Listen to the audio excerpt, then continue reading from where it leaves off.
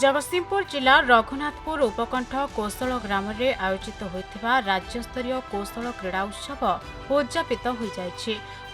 मुंबईर श्रद्धा foundation पक्षर 3 दिन धरी आयोजित होता राज्यस्तरीय कौशल क्रीड़ा उत्सव आज महासमारोह उद्यापित होइछि।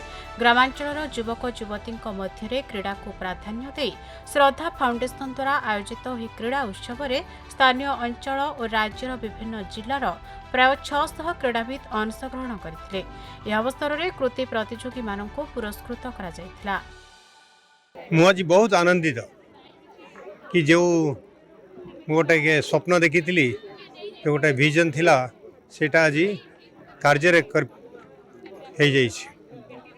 हो जो ट्रांसफॉर्मेशन है आम ग्रामांचल युवक युवती माने शारीरिक शिक्षा आउ कोचिंग पाई बर्तमान बहुत जगार चाकरी मिल जाइए। अग्निवीर रेलवेज बीएसएफ सीआईएसएफ से बहुत आनंदित।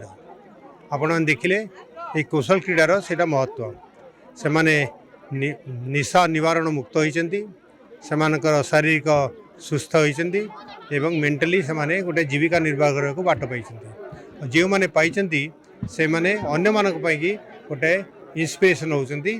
तेणु आप देखिए बहुत गाँ गलू लोक आसिकी आज पार्टिसिपेट कर गोटे कौशल क्रीड़ा कहबनी गोटे कौशल महोत्सव। जगतसिंहपुर उमाकांत पात्र रिपोर्ट खबर ओडिशा।